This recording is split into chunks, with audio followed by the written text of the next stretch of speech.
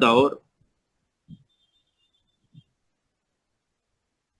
एक तरह से साहित्यिक आलोचना में लीड लेने का दौर है, जब वो समूची आलोचनात्मक परिधि पर एक छत्र रामविलास जी के व्यापक प्रभाव को महसूस करने का यही दौर है।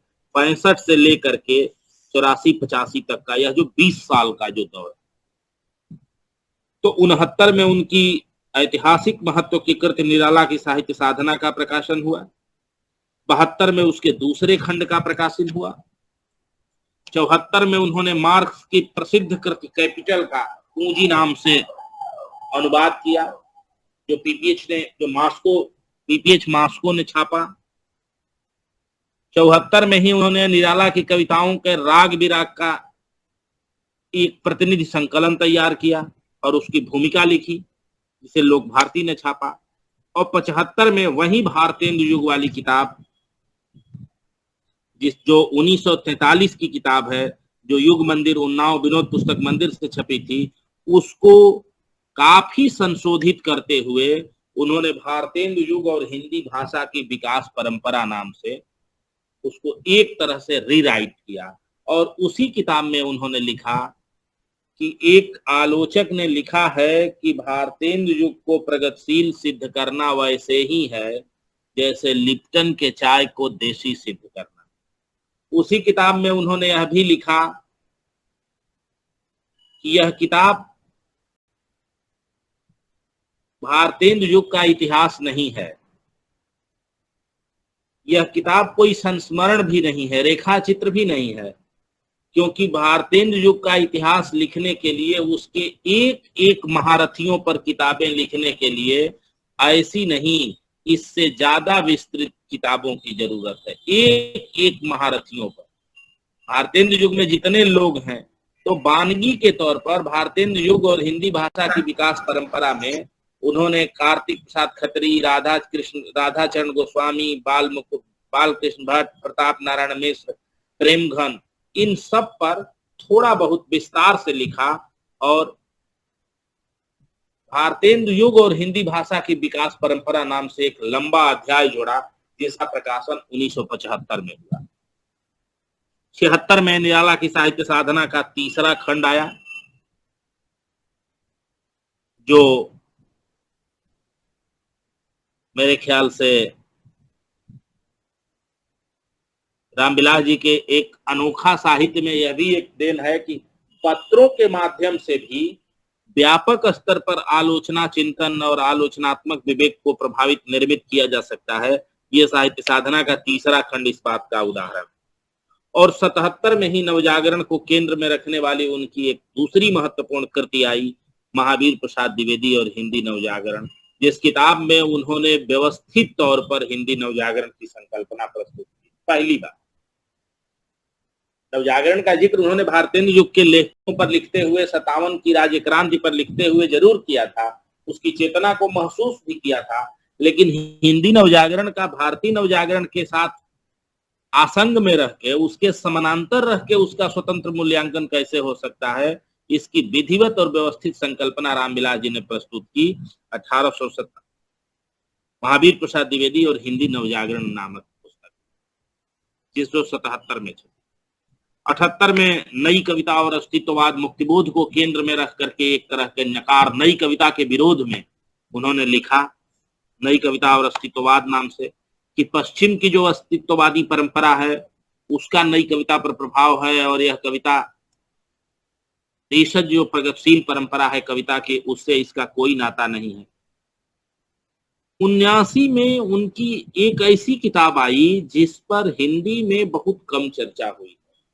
संभवतः रामविलास जी की सभी पक्षों पर हिंदी में जितनी चर्चा हुई है, उसका दशमांश भी इन किताबों पर चर्चा नहीं हुई है, और वो है भारत के प्राचीन भाषा परिवार और हिंदी। ये आप देखेंगे कि यह जो 10 साल 12 साल की मेहनत का उनका परिणाम, ये 3 खंडों में किताब है।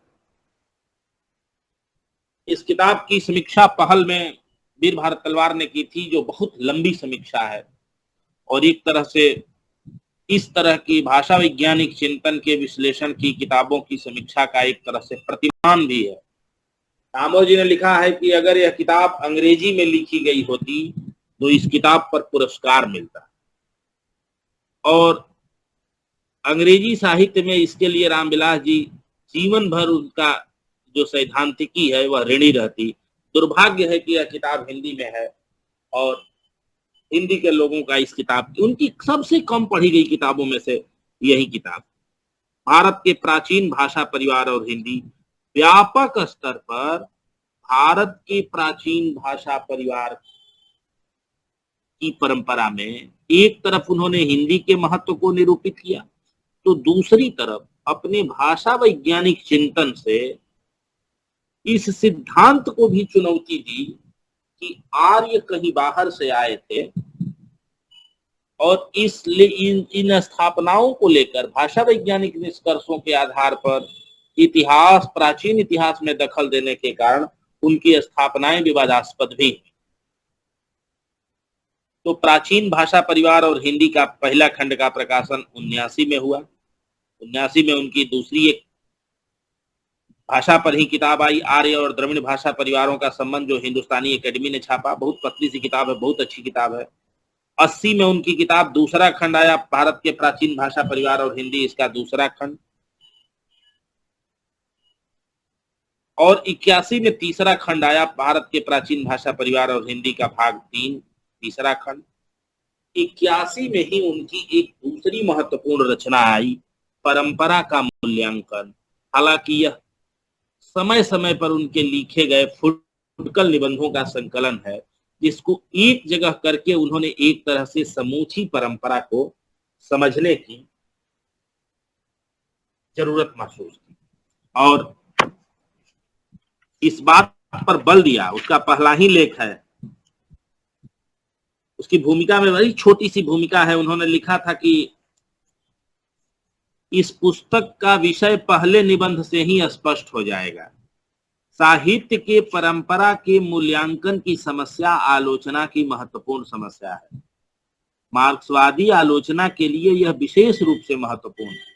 कल की क्लास में भी मैंने कहा था और आज भी मैं कह रहा हूं, रामविलास जी के समूचे आलोचना कर्म में यह किताब इसलिए भी जरूरी है, या इस पर इसलिए भी बात होनी चाहिए कि उनके आलोचनात्मक विवेक का अगर प्रतिनिधि रूप कहीं देखना हो आपको एक ही किताब में, तो वो आप इसमें देख सकते कि परंपरा को लेकर के और पूरी परंपरा के साथ जो एक तरह से मार्क्सवादी आलोचना परंपरा को खारिज कर रही थी, तो इस परंपरा को साथ लेके भी मार्क्सवादी आलोचना के साथ प्रगतिशील साहित्य के निर्माण में आगे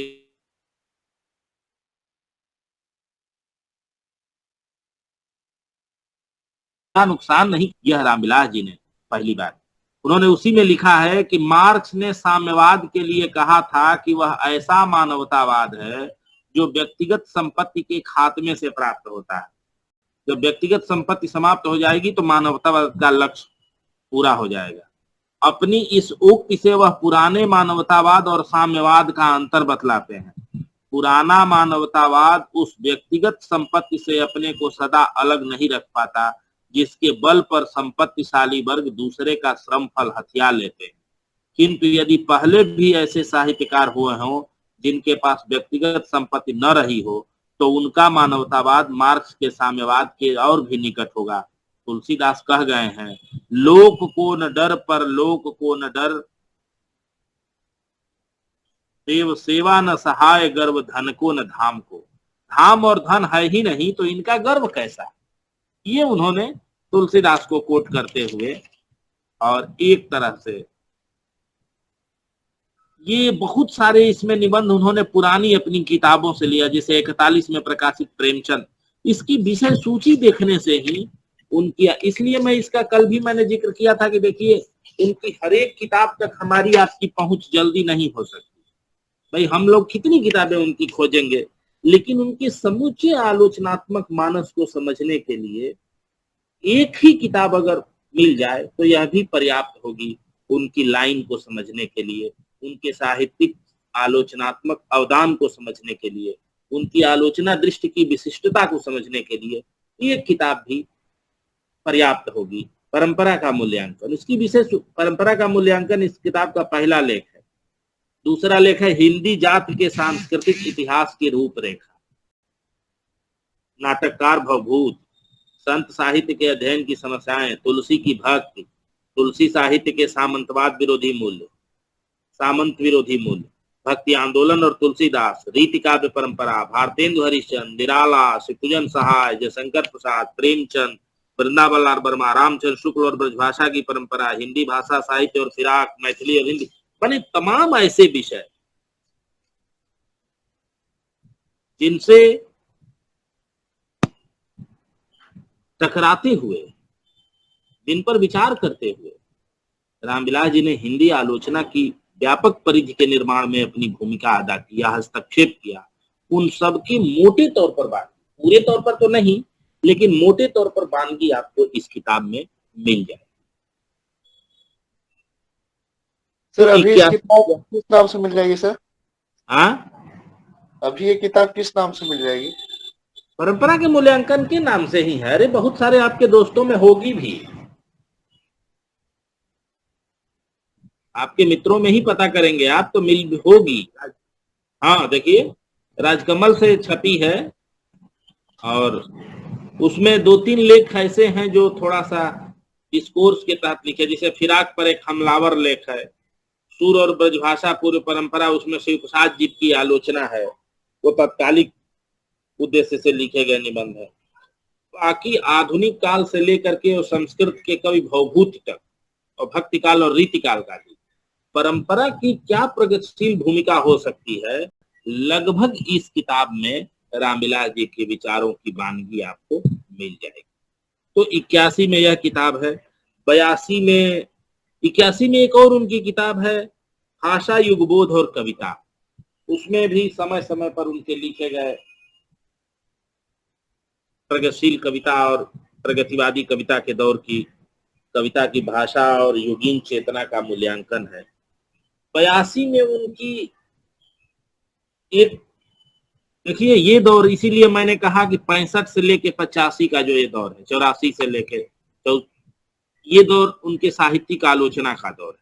उसमें आप देखेंगे कि भारतेंदु युग, महावीर प्रसाद द्विवेदी, निराला की साहित्य साधना, यह सब, बल्कि उसमें अगर 55 को आप जोड़ दें रामचंद्र शुक्ल को, तो यह 30 साल का दौर साहित्य। बीच बीच में उसमें माओ त्से तुंग की ग्रंथावली और पूंजी का अनुवाद और यह सब रचनाएं हैं, लेकिन फिर भी ये मूलतः उनके साहित्यिक आलोचना का, साहित्यिक सांस्कृतिक आलोचना के टाइम फ्रेमवर्क का यह ग्लोरियस काल है, यह स्वर्णिम युग है।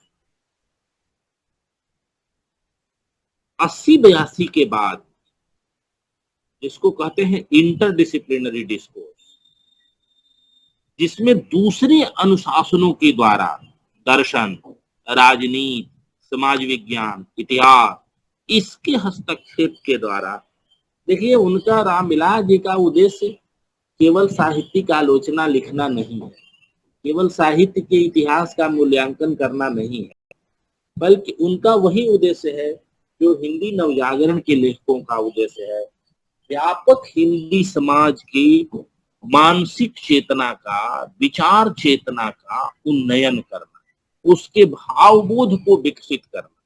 तो वो जितनी ज्ञान मीमांसा है उस सबके आलोक में हिंदी समाज को प्रशिक्षित करने के लिए, हिंदी मेधा को उन्नत करने के लिए, इस उद्देश्य से उनका लेखन। उनकी भाषा की विशेषता यह है कि 7वें दर्जे से लेकर के एमए अंतिम वर्ष तक का कोई भी विद्यार्थी अगर चाहे तो उसी अर्थ में उसको ग्रहण कर सकता है। इसकी आलोचना होती है यदि उनमें साहित्यिक कलात्मकता नहीं है, एकदम डल, उनमें उदाहरण बहुलता बहुत है, इसलिए कि तथ्य वह देते हैं ताकि जो सामने वाला पाठक है वो एकदम तथ्य के साथ रहे कि कहां से कैसे क्या चीजें लिखी गई है। यह तथ्य बहुलता बहुत गलत नहीं होती, ये थोड़ा सा इसमें ठीक तो होता है, किताबें मोटी तो होती हैं, लेकिन बात को समझने में सामने वाला पाठक सब आदमी नामवर सिंह नहीं होता है ना, सामान्य पाठक भी होता है।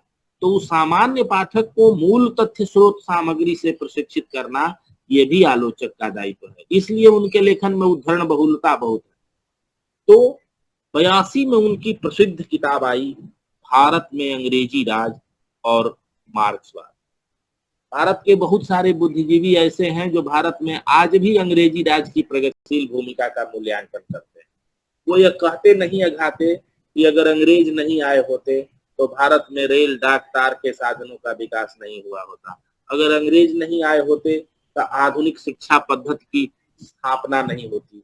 आज भी बहुत सारे बुद्धिजीवी हैं जो कहते हैं और बड़े गर्व के भाव से कहते हैं कि अंग्रेजी राज ने आकर के भारत के ऊपर बड़ा एहसान किया, और उनकी ही भूमिका है कि जो थोड़े मोड़े तर्कशीलता, प्रगतिशीलता, शिक्षा संस्थाएं, रोड, डाक, तार, अस्पताल की स्थापना हुई, तो अंग्रेजी राज की हमारे यहाँ प्रगतिशील भूमिका है। ऐसा कहने वाले अभी भी मिल जाएंगे। जब किताब लिखी गई तब ऐसा कहने वाले बहुत सारे लोग थे। और जो देशज मनीषा है, जो भारत के लोग हैं, वह तो गुलाम होने के ही लिए पैदा हुए। और कई बार आधुनिक बुद्धिजीवी यह ऊब करके, कई बार राजनीतिक अधःपतन के कारण, कई बार सांस्कृतिक पिछड़ेपन के कारण और कई बार औपनिवेशिक हीनता ग्रंथि के कारण भी ऐसा कहते हैं।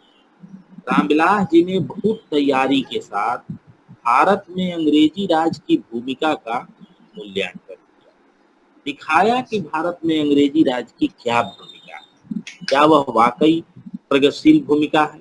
और मार्क्सवाद को जोड़ करके एक तरह से उस भूमिका का उन्होंने मार्क्सवादी पैटर्न पर उसका मूल्यांकन किया। इसलिए इस किताब का नाम रखा भारत में अंग्रेजी राज और मार्क्स। एक वजह और भी हो सकती है।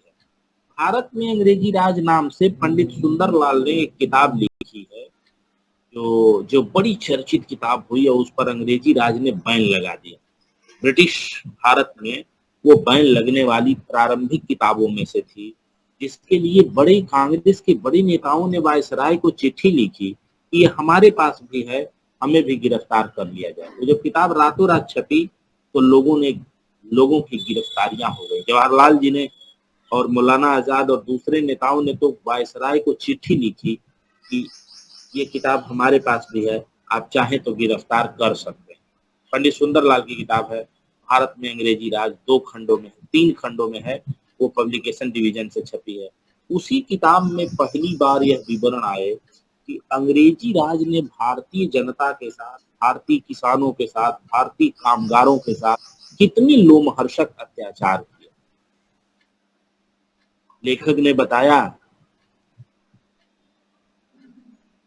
कि मुर्शिदाबाद में बुनकरों के पास जब देने के लिए टैक्स पैसा नहीं था तो इस ब्रिटिश हुकूमत ने क्रूरता पूर्वक उनके अंगूठे टैक्स के रूप में काट लिए। अब आप जानते हैं कि हथकरघे में अंगूठे का रोल कपड़े बनाने में, चरखे में बहुत महत्वपूर्ण होता है। रामविलास जी ने कहा कि ब्रिटिश माल भारत में बेचने के लिए अंग्रेजों को भारत के माल पर चुंगी लगाना पड़ता है। उनका माल आधुनिक औद्योगिक तंत्र से बने होने के, कारखाने में बने होने के बाद भी भारत के माल के मुकाबले प्रतिस्पर्धा में कहीं नहीं था।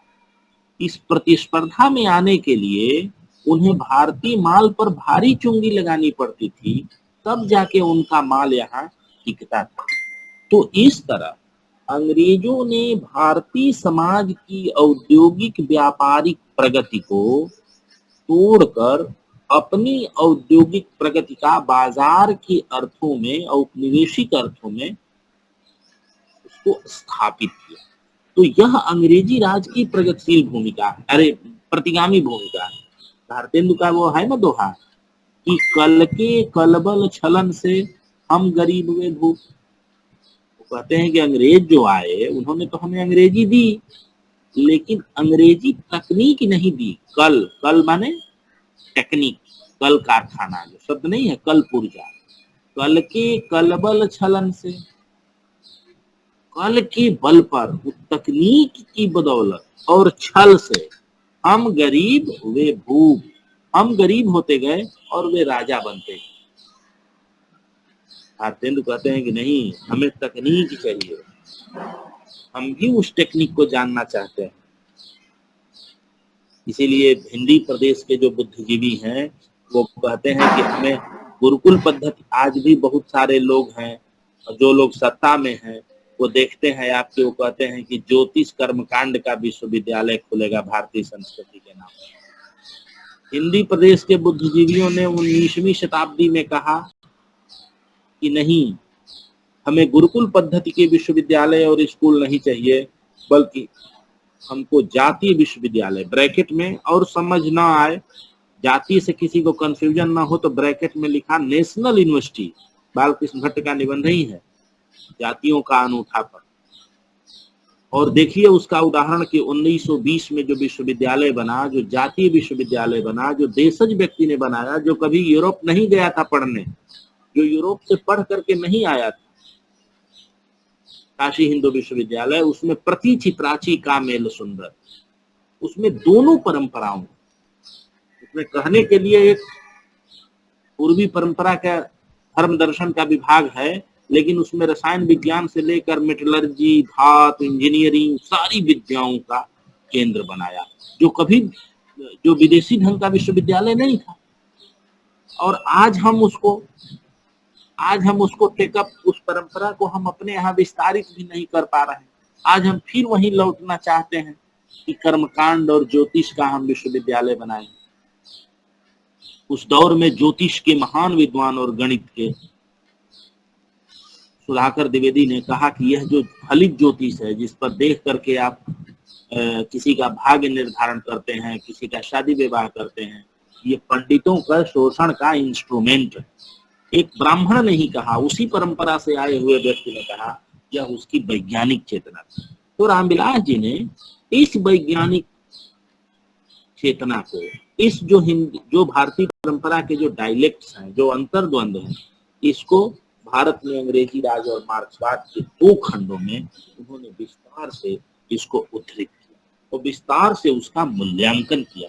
तो यह किताब कहने के लिए तो साहित्येतर परंपरा का मूल्यांकन है, कहने के लिए तो साहित्यिक आलोचना की कोई रचना नहीं है, लेकिन एक तरह से साहित्य, संस्कृति, राजनीति, धर्म और दर्शन के व्यापक अंतः संबंध को समझने के लिए और औपनिवेशिक समाज के शोषण का इस पर क्या प्रभाव पड़ा, इसको देखने के लिए हिंदी समाज को कृतज्ञ होना चाहिए कि उन्होंने भारत में अंग्रेजी राज और मार्क्सवाद नाम से 2 खंडों में जो सामग्री उपलब्ध कराई, यह सामग्री आगे चल करके औपनिवेशिकता के मूल्यांकन की आधार सामग्री हो सकती है या हुई भी।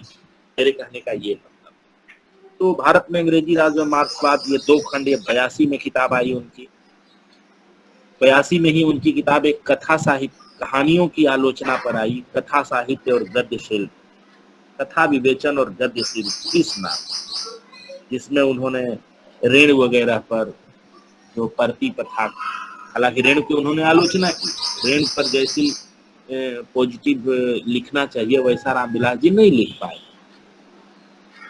83 में उनकी आत्मकथा आई, घर की बात। उनकी जो आत्मकथा है, अपनी धरती अपने लोग, उसका जो प्रारंभिक हिस्सा है वह घर की बात, घर की बात का प्रकाशन हुआ 83 में। घर की बात सब लोगों ने अपने तरह की इसलिए अनोखी कृति है कि उसमें बड़े भाई ने उनके अपना हिस्सा लिखा, मुंशी ने, उनके छोटे भाई ने अपना हिस्सा लिखा, और सबको रामविलास जी ने संपादित किया। घर की बात, घर के लोगों ने, साहित्यिक सांस्कृतिक जो उनका विवेक था, सबने मिल करके अपना हिस्सा लिखा। तो सब घर की बात, सबकी बातों को एक जगह करके रामविलास जी ने उसे संपादित किया, भी पढ़ने लायक किताब। 84 में उनकी किताब आई मार्क्सवाद और प्रगतिशील साहित्य। इसमें प्रगतिशील साहित्य का मार्क्सवाद के साथ क्या संबंध है, या आधुनिकतावादी कवि आ चुके थे और आधुनिकतावादियों और मार्क्सवादियों के बीच गहरा द्वंद्व चल रहा था। चूंकि 82 में नामवर जी की किताब आई थी, दूसरी परंपरा की खोज, और उस किताब से यह ध्वनि गई कि हिंदी में रामचंद्र शुक्ल की जो परंपरा है वह उतनी प्रगतिशील नहीं है जितनी द्विवेदी जी की परंपरा है, और इसलिए नामवर जी ने कहा इसे यह दूसरी परंपरा इसलिए कहा कि इसके संदर्भ के लिए आप लोगों को थोड़ा सा संस्कृत लिटरेचर में जाना चाहिए। संस्कृत में दो तरह के कवि, एक तो व्यास, महाभारत लिखने वाले व्यास, रामायण लिखने वाले वाल्मीकि, भास, भवभूति, बाणभट्ट, कालिदास, इस तरह के कवि हैं जो मुख्य धारा के कवि, जिन्होंने अपने महाकाव्यों, नाटकों के द्वारा भारतीय संस्कृति बोध को, भारतीय सौंदर्य चेतना को अभिव्यक्त किया। दूसरी तरह के ऐसे कवि हैं जिन्होंने इसके समानांतर लोक परंपरा की चीजें, या ये जो मुख्य धारा का साहित्य है जिसमें राजा, रानी, ऋषि कन्या, ऋषि पुत्री, इनका जो मूल्यांकन है, इसके समानांतर कुछ ऐसे कवि भी हैं जिन्होंने खेतों में काम करने वाले किसानों, भेड़ चराने वाले गणेरियों, लकड़ी तोड़ने वाली लड़कियों, एक दूसरे के साथ लड़ने झगड़ने वाले निरीह बच्चे, पशुओं के साथ खाने के अन्न के लिए छीना झपटी करने वाले भूखे नंगे बच्चे, इन पर कविताएं लिखी हैं संस्कृत। तो यह जो दूसरी परंपरा है मुख्य धारा के समानांतर, इस परंपरा पर चर्चा संस्कृत साहित्य के इतिहास में नहीं होती। इस परंपरा को लोक धर्मी परंपरा कहा गया और इसमें बहुत सारे कवि हैं। एक कवि का मैं उदाहरण दे रहा हूं, योगेश्वर। और इस परंपरा का पता कैसे चलता है, तो 16वीं शताब्दी में सुभाषित रत्न कोश, जो सुभाषित कोश बने, तो नीति के दोहे नहीं संकलित किए जाते हैं, तो इस तरह के कोश, सुभाषित रत्न मालाएं तैयार, विद्याधर, योगेश्वर, तो एक का नाम मैं भूल रहा हूँ, धर्मदास, ऐसे लोगों ने सुभाषित रत्न कोश तैयार। तो उसमें बहुत सारे कवि ऐसे थे जिनका नाम भी नहीं मालूम और संस्कृत में वो दोहे प्रचलित थे, तो उन्हें कहा गया कि यह दूसरी धारा के कवि हैं और यह दूसरी धारा लोकवादी धारा। पहली धारा अभिजात्य धारा है और दूसरी धारा लोकवादी धारा है। संस्कृत के कुछ विद्वानों ने इस पर काम भी किया था। तो नामूर जी की किताब से दूसरी परंपरा की खोज से यह ध्वनि निकली, और निकली क्या, यही का उद्देश्य भी था कि जो आलोचना में जो हजारी प्रसाद द्विवेदी हैं, यह दूसरी परंपरा के प्रतिनिधि, और दूसरी परंपरा पहली परंपरा से अधिक प्रगतिशील है। जिन लोगों ने किताब पढ़ी है वो जानते हैं। तो चूंकि रामविलास जी इस बात से असहमत थे, तो अपनी असहमति को व्यक्त करने के लिए उन्होंने लोक जागरण और हिंदी साहित्य नाम से शुक्ल जी के 5 लेखों को एक जगह, या 4 लेखों को एक जगह दिया और 110 पेज की उसकी भूमिका है। और उस भूमिका से में हिंदी साहित्य में लोक जागरण को केंद्र में रख करके रामचंद्र शुक्ल के महत्व को स्थापित किया, और हजारी प्रसाद द्विवेदी के आलोचना दृष्टि की प्रसंगवश उन्होंने संकीर्णता भी बताई, या उसकी जो तथाकथित प्रगतिशील भूमिका है उस पर भी उन्होंने टिप्पणियां। ये 85 की किताब 84-82 के मैंने जवाब देते हुए 85 में छपी, 84 में तैयार हुई। उसकी लंबी चौड़ी भूमिका है, वो भूमिका एक मुकम्मल किताब के तौर पर। 86 में बड़े भाई उन्होंने संपादित की किताब, 86 में ही उनकी किताब आई, बड़ी महत्वपूर्ण किताब, मार्क्स, ट्रोत्स्की और एशियाई समाज। एशियाई समाज के विषय में मार्क्स की क्या दिलचस्पी है, इसकी किताब आई। 86 में ही उन्होंने भारतीय साहित्य के इतिहास की समस्याएं पुस्तक लिखी, और 86 में ही द्विवेदी जी की आलोचना दृष्टि के खिलाफ उन्होंने हिंदी जाति का साहित्य नाम की किताब लिखी, जो राजपाल एंड सन्स से छपी है। और वो पूरी किताब मानो द्विवेदी जी की आलोचना दृष्टि की कमियां बताने के लिए लिखी गई। हिंदी जाति का साहित्य 86 में ही उनकी किताब आई साक्षात्कार, जो कर्ण सिंह चौहान ने संपादित किया है।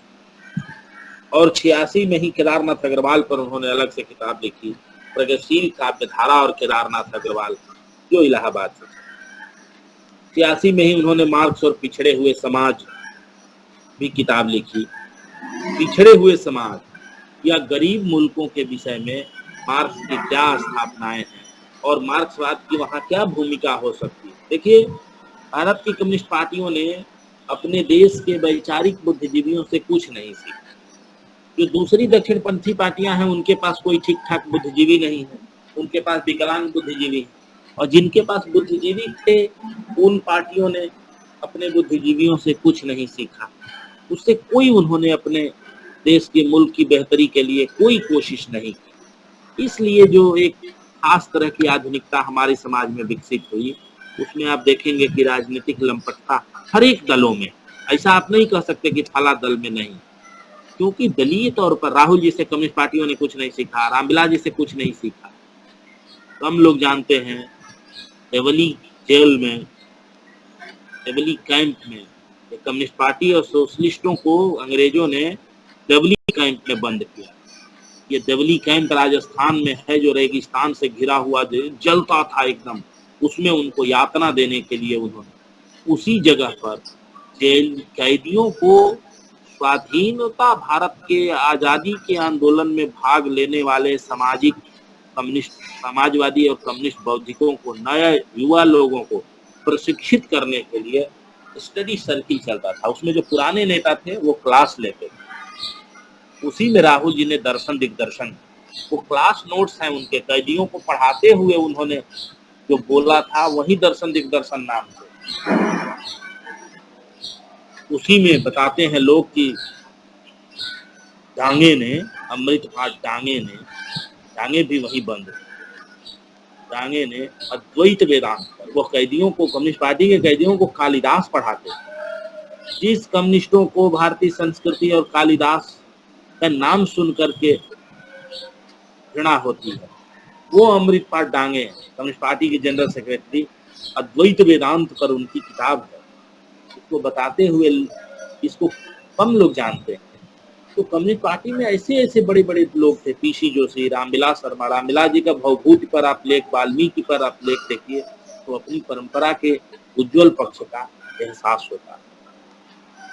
अपनी परंपरा के सर्वोत्तम का एहसास इन बुद्धिजीवियों ने कराया। तो केदारनाथ अग्रवाल पर उनकी दूसरी किताब 46 में ही है, जो संपादित किताब है, श्रम का सूरज। केदारनाथ अग्रवाल को उन्होंने श्रम के सूरज का कवि कहा। जैसे सूरज चमकता है, वैसे ही यह श्रमशील जनता का सूरज है। और 88 में उनका दूसरा काव्य संग्रह आया। रूप तरंग पहला आया था 56 में, और 88 में उनका दूसरा संग्रह आया, सदियों से सोए जाग। उसमें अगिया बैताल वाली भी कविताएं हैं। रूप तरंग में उन्होंने अगिया बैताल वाली कविताओं को शामिल नहीं किया। जो बैसवाड़ी में और अगिया बैताल राजनीतिक चेतना की कविताएं हैं, वो रूप तरंग में नहीं है, सदियों के सोए जाग उठे में है। हालांकि सदियों के सोए जाग उठे में, अगर मैं भूल नहीं रहा हूं, तो निकोलाई पापसारो, जो बुल्गारियाई कवि है, उसकी कविताएं भी शायद सदियों से सोए जाग उठे में रामविलास जी ने शामिल कर लिया। तो एक तरह से 88 तक, 90 तक आते आते उनकी जो साहित्यिक सांस्कृतिक आलोचना का जो लक्ष्य है, या जिस उद्देश्य को लेकर के साहित्य में वो चले हैं, प्रगतिशील आंदोलन के जिस लक्ष्य को लेकर, तब वो प्रगतिशील कम्युनिस्ट पार्टी के जनरल सेक्रेटरी से वो हट गए हैं। उन्होंने 65 में ही छोड़ दिया, या मेरे ख्याल से 61-62 में ही उन्होंने रिजाइन कर दिया, छोड़ दिया। बहुत सारा समय जो कम्युनिस्ट पार्टी के उसमें नया साहित्य और हंस के संपादकीय लिखने में और लाइन लेने में चला जाता था, इसका जिक्र नामोर जी ने एक लेख में भी किया है। वो मान लीजिए 90 तक अगर पूरा होता है तो 90 के जो उनके बाद की आलोचना करना वह थोड़ा सा ज्यादा विवादास्पद और हिंदी समाज में ज्यादा बहस फैला। हालांकि उसी बहस का परिणाम यह हुआ कि जो पुराना 90 के पहले लिखा था उसकी भी नई प्रासंगिकता की तलाश हुई उसी उसी दौर जब उस पर विवाद बहुत।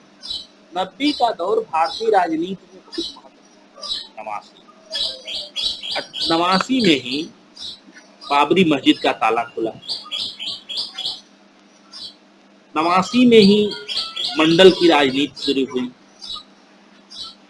और ये सामाजिक न्याय और इस तरह की दलीय राजनीति, मंडल आरक्षण का सवाल और इस आरक्षण के सवाल के विरोध में दक्षिणपंथियों ने रामलला की लहर बनाई। यह सब 89 के ही दौर में। ये दौर बहुत महत्वपूर्ण है। ऐसे भी साहित्य के अलावा भी उपन्यास में, कहानी में, राजनीति में, सब में समझने के लिए, और इसका जिक्र बार बार रामविलास जी करते थे।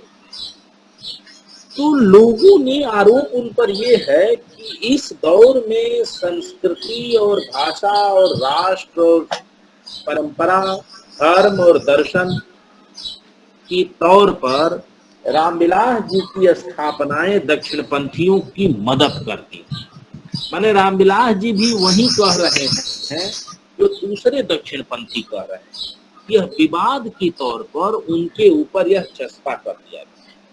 अब उनका लेखन इतना विपुल है कि हर आदमी तो पूरी चीज पढ़ा नहीं है, तो यह ऊपर सरसरी तौर पर उनकी स्थापनाओं में यह मान लिया गया कि रामविलास जी की स्थापनाएं दक्षिण पंथ को मजबूती देती हैं। तो उस दौर में इस विवाद को बनने में काफी मदद मिली और यह विवाद चल गया। 92 में उनकी किताब मित्र संवाद आई, जो केदारनाथ अग्रवाल और रामविलास शर्मा के साझे पत्रों का संकलन है और जिस मित्रता को, जिस 50 साल आधी शताब्दी की मित्रता को लोगों ने इस मित्रता को मार्क्स और एंगल्स की मित्रता से भी तुलना की। मैंने कहा कि 90 के बाद का जो दौर है, इसके लिए उनकी इतिहास सीरीज की 4 किताबों का जिक्र जरूर करना चाहिए। जो इतिहास और समकालीन परिदृश्य 1, 2, 3, 4, इतिहास और समकालीन परिदृश्य 1, इतिहास और समकालीन परिदृश्य 2, इतिहास और समकालीन परिदृश्य 3, इतिहास और समकालीन परिदृश्य 4, इतिहास सीरीज की जो उनकी 4 किताबें हैं, इसका जिक्र जरूर करना चाहिए। जिसमें स्वाधीनता संग्राम बदलते परिप्रेक्ष्य, जिसको दिल्ली विश्वविद्यालय ने छापा, हिंदी माध्यम कार्यान्वयन निदेशालय ने, भारतीय इतिहास और ऐतिहासिक भौतिकवाद, भारतीय इतिहास के साथ ऐतिहासिक भौतिकवाद का क्या रिश्ता हो, ये 92 में दोनों किताबें आई। 1992 में स्वाधीनता संग्राम और बदलते परिप्रेक्ष्य, भारतीय इतिहास और ऐतिहासिक परिप्रेक्ष्य। 92 में ही उनकी किताब आई शेली और मार्क्स नाम से, क्रांतिकारी जनवाद का दर्शन और भारत के संदर्भ में शेली और मार्क्स की टिप्पणियों को लेकर के उन्होंने साम्यवादी पुस्तिका, ये भी प्रगतिशील लेखक संघ मध्य प्रदेश अंबिकापुर ने इसे छापा।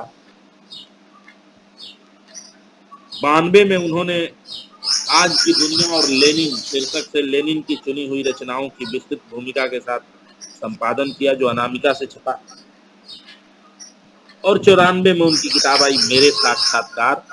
फिर इतिहास सीरीज वाली मैं बात जो कह रहा था, उसकी किताब आई पश्चिम एशिया और ऋग्वेद, उसका 3रा खंड, इतिहास और समकालीन परिदृश्य भाग 3। और इस सीरीज की 4थी किताब आई भारतीय नवजागरण और यूरोप नाम से 96। तो 94 से 96, 92 में 2 किताबें उस सीरीज की और एक 94 में, एक 96 में। बीच में 95 में उनकी 2 किताबें हैं। एक तो उनका नाटक है पाप के पुजारी और एक इतिहास दर्शन पर किताब है इतिहास दर्शन। बाद में इसमें राहुल जी के खिलाफ एक लेख जोड़ करके मानो समूचे इतिहास दर्शन को रामविलास जी राहुल जी के खिलाफ वो खड़ा करते हैं। तो 96 तक की यह जो इतिहास सीरीज की किताबें हैं ये पूरी हो जाती हैं और 96 में वो अपनी आत्मकथा पर लगते हैं। अपने धरती अपने लोग, पहला खंड आता है, मुंडेर पर सूरज, अपनी धरती अपने लोग दूसरा खंड आता है देर सवेर, और 96 में ही अपनी धरती अपनी लोग आता है आपस की बात, या खंड 3 और घर की बात। अगर इन चारों को जोड़ दिया जाए तो उनके अपनी आत्मकथा का लेखन 96 में पूरा हो जाता है। 96 के बाद वो अपनी जो पुरानी चीजें जो कुछ रह गई हैं उनके दिमाग में, उसको व्यवस्थित करते हैं। उसमें लिखित किताबें तो 2 ही हैं, 2-3 हैं। तब वो सहारा उसका भी लेने लगे हैं, बोल करके लिखाने का। और अस्वस्थता का भी दौर है, पत्नी मालकिन की डेथ हो गई है जिन्हें, और वो दिल्ली आ गए हैं, आगरे से छोड़ के दिल्ली आ गए हैं। तो उसमें लिखित किताबें तो कम ही हैं। जैसे भारतीय संस्कृति और हिंदी प्रदेश के दोनों खंड 96 के बाद आए। गांधी, अम्बेडकर, लोहिया और भारतीय इतिहास की समस्याएं ये बाद में आए। और कुछ उनकी पुरानी चीजें हैं जो बाद में आई, या कुछ संपादित किताबें हैं जो बहुत महत्वपूर्ण है। तो इन सब का जिक्र मैं कल करूंगा, और कल इसको कंप्लीट फाइंड कर देंगे कि ये है, और उनके ये 4-5 चीजें हैं कि जिन पर हमें बात करनी चाहिए। तो अंतिम दौर को उल्लेख करके, 2001 तक के दौर का उल्लेख करके, तो 96 पर मैं छोड़ रहा हूँ अपनी धरती अपनी लोग पर, और उसके बाद के अंतिम दौर की कुछ चीजों का जिक्र करके कल उनके